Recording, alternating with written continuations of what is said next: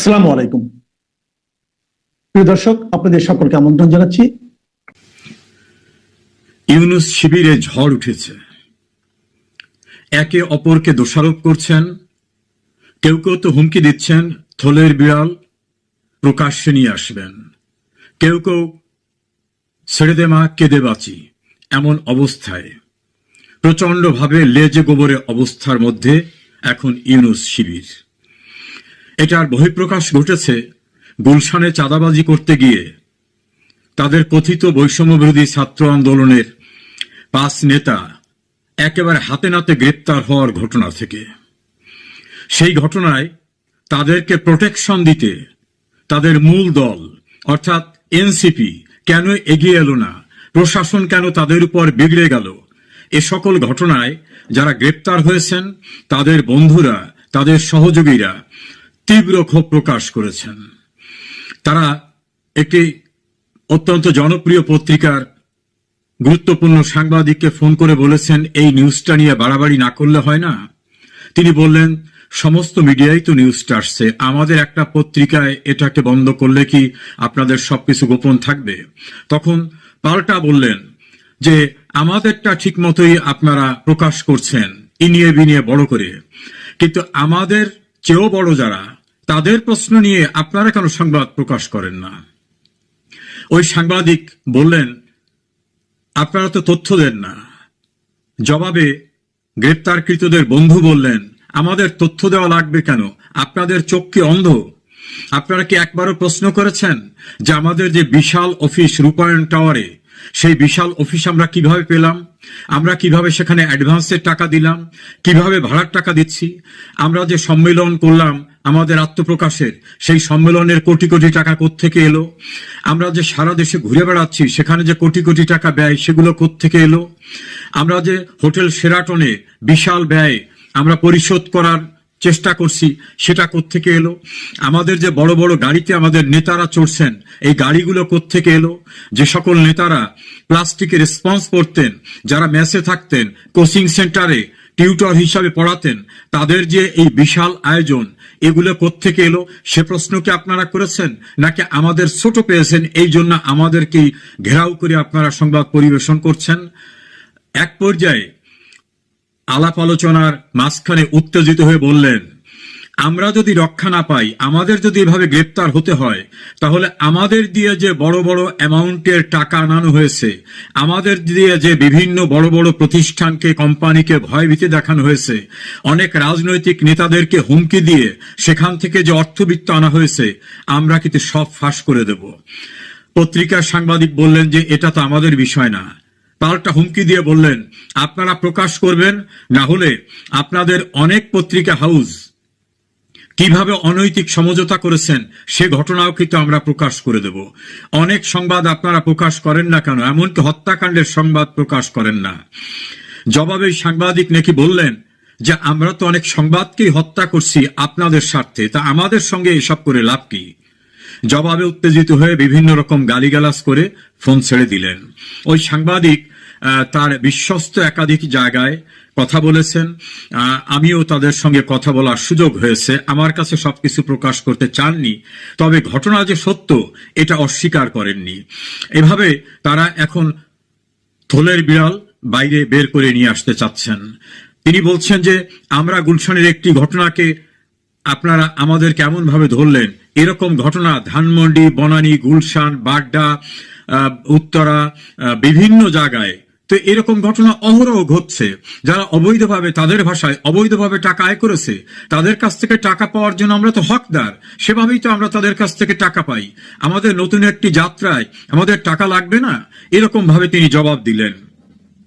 এবং এক পর্যায়ে উত্তেজিত হয়ে তারা এ কথাও নাকি বলেছেন, খুব শিগগিরই তারা থলের বিড়াল সব প্রকাশ করে দেবেন।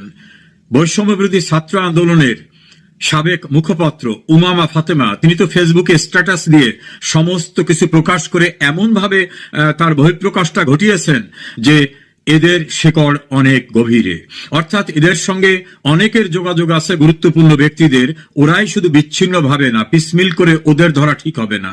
তিনি আরো বলেছেন যে অতীতে কোনো অভিযোগ তোলা হলে পিন ড্রপ সাইলেন্টের মতো অবস্থা হয়ে যেত। তিনি ব্যঙ্গ বিদ্রুপ করে তার স্ট্যাটাসে লিখেছেন। আবার বৈষম্য বিরোধীদের এক নেতা সার্জিস আলম, তিনি তো ফেসবুকে স্ট্যাটাস দিয়ে সেনাবাহিনীর যে প্রশংসা করেছেন, সেনা প্রধানের যে প্রশংসা করেছেন, তাকে কেউ কেউ বলছেন যে হঠাৎ করে এমন কি হলো যে সেনা প্রধানকে তৈলমর্দন করার মতো স্ট্যাটাস দেওয়া শুরু হয়ে গেল, যদিও মাত্র কয়েকদিন আগে হাসনাত আব্দুল্লাহ এবং সার্জিস আলমরা সেনা প্রধানের বিরুদ্ধে বিষাদগার করেছিলেন। তাহলে কি হঠাৎ পায়ের নিচে মাটি নেই এমন অবস্থা? এর সঙ্গে আরো যুক্ত হলো, কয়েকটি সোর্স আমাকে জানালো যে উপদেষ্টা মণ্ডলীর ভিতরেও একে অপরকে দোষারোপ করছেন। কেউ বলছেন যে বাণিজ্যিকভাবে আমেরিকা সবচেয়ে গুরুত্বপূর্ণ দেশ, সেখানে আমাদের উপর যে ট্যাক্স ইম্পোজ হতে যাচ্ছে এটা ঠেকানো গেল না কেন? বাণিজ্য উপদেষ্টাকে অভিযুক্ত করা হচ্ছে। বাণিজ্য উপদেষ্টা নাকি একান্ত পরিসরে বলছেন এটা তো ইউনূস স্যারের নিজের দেখার কথা ছিল, আমেরিকার ব্যাপারটা তো আমরা ডিল করব না। আবার কেউ কেউ বলছেন যে স্বৈরাচারদের বিচার এখনো কেন শেষ হলো না, আসিফ নজরুলকে অভিযুক্ত করছেন। আসিফ নজরুল বলছেন সব কি আমি একা? আমি তো চেষ্টা করে যতটা সম্ভব সেটা করছি। আসিফ নজরুলের ভিতরে নাকি প্রচন্ড হতাশা নেমে আসছে, কারণ মাইলস্টোন স্কুল এবং কলেজে 9 ঘন্টা তিনি এবং প্রেস সেক্রেটারি পড়ার অবস্থায় তার মুখের উপরে যে জাতীয় ভাষায় স্লোগান দেওয়া হয়েছে এবং তাকে উদ্ধার করতে শত শত নয় হাজারের কাছাকাছি পুলিশ নিতে হয়েছে। পুলিশের উপস্থিতিতেও তাদেরকে ন্যাক্কারজনকভাবে অপমান করা, গালিগালাজ করার মতো ঘটনা।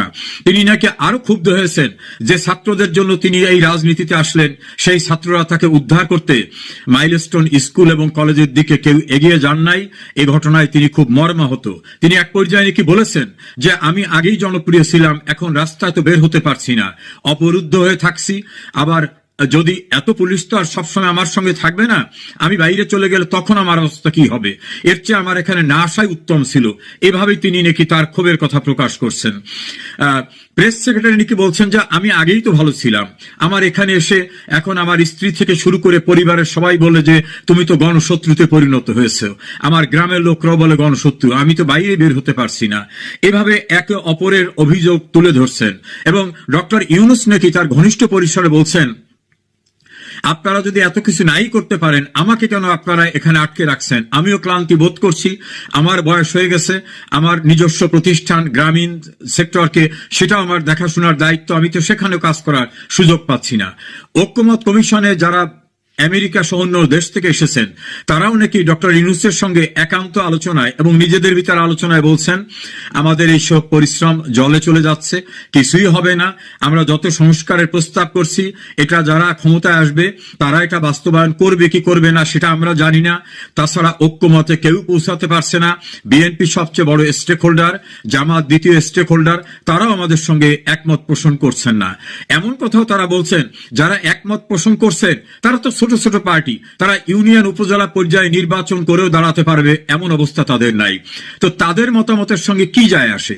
দেশের পণ্ডিত ব্যক্তি যারা, বিশেষ করে লিগ্যাল সেক্টরের ডক্টর কামাল হোসেন, আমিরুল ইসলাম সহ স্বাধীন মালিক, অন্যান্য যারা, তারাও নাকি কেউ কোনো সহযোগিতা করতেছেন না এবং তারা হুমকি দিয়ে বলতেছেন যে সংবিধান সংস্কারের যদি চেষ্টা করা হয় তারা প্রতিরোধ করবেন। ফলে ঐক্যমত কমিশনে যারা বিভিন্ন সাব কমিটিতে দায়িত্ব পালন করেছেন তাদের ভিতরে হতাশা নেমে আসছে। আবার জুডিশিয়ারির দিক তাকিয়ে কেউ কেউ হতাশা ব্যক্ত করছেন যে কোনো কিছুই তো সেখানে হচ্ছে না।